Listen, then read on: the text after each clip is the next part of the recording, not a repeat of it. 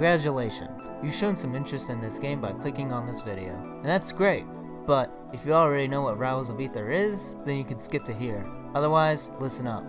Rivals of Aether is an indie platform fighter created by Dan Farnese and a few of his paid laborers. Some call this a Smash clone, or a shameless Smash ripoff. Whatever the case may be, it is still a phenomenal game. It takes inspiration from Melee, Project M, Killer Instinct, platformers, and even some MOBAs. Cool techniques like wave dashing are present, but there is an absence of shields, ledges, and grabs. Don't worry though, there are techniques in place that help defense. Neutral is still a huge part of the game.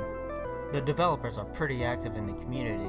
In fact, you'll never experience better dev-to-player communication like you will in Rivals. Now, the very first thing we have to cover is controllers. You can use the following: Xbox, Gamecube, and keyboard. Of course, all of these are preference. Keyboard has a tricky learning curve, but once you master it, you'll have precise movement options at your disposal.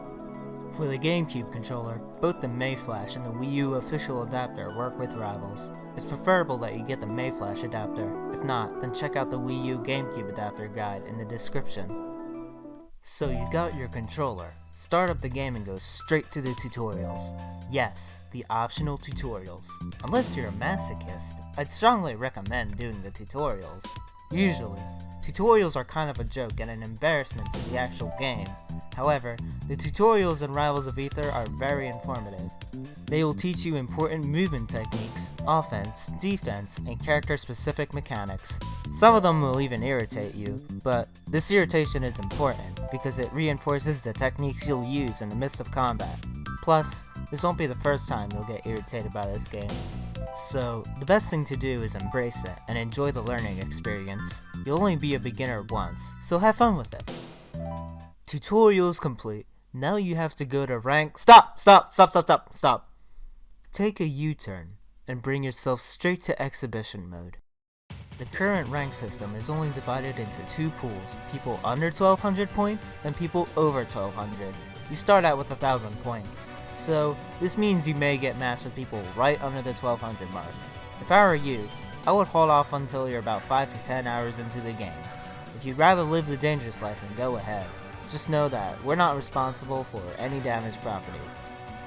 Anyways, let's talk about exhibition mode. There's only one pool. This means you'll get matched with zeros to heroes. There will be people you stomp on, and there will be others that obliterate you. You have to accept it for what it is. What if you keep finding people that stomp you? Where could you fight people at your level? Well, this is a very tight-knit community, and with tight-knit communities come discords. There are two important discords you should acquaint yourself to: Rivals of Aether General and Rivals of Aether Academy.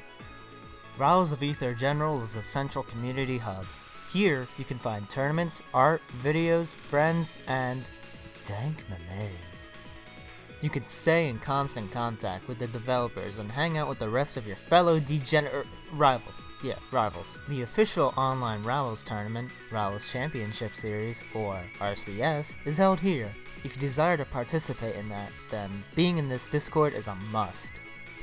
The Rivals of Aether Academy Discord is for players who are eager to improve themselves. You can find metagame resources and even get mentoring from top players that fit your character.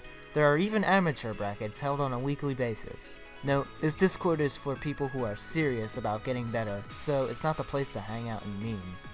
That's what Rivals of Aether General is for. You can also find the community on the subreddit r/Rivals of Aether. It's also good to follow these people on Twitter. Through these three, you'll be constantly up to date with the game. Finally, let's talk about selecting a main.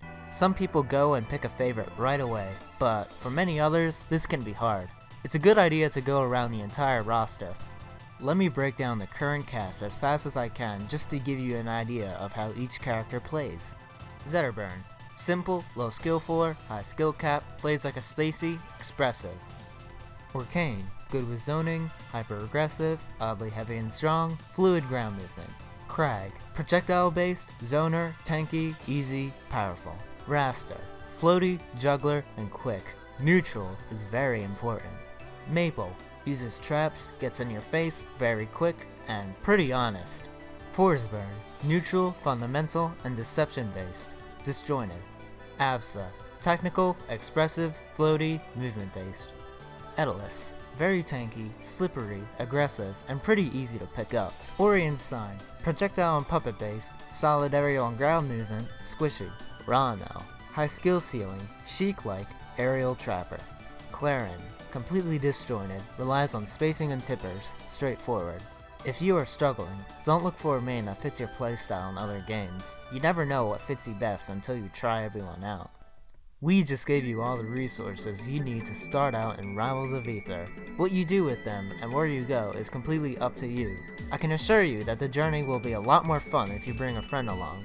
If you're looking for more resources, then stay here.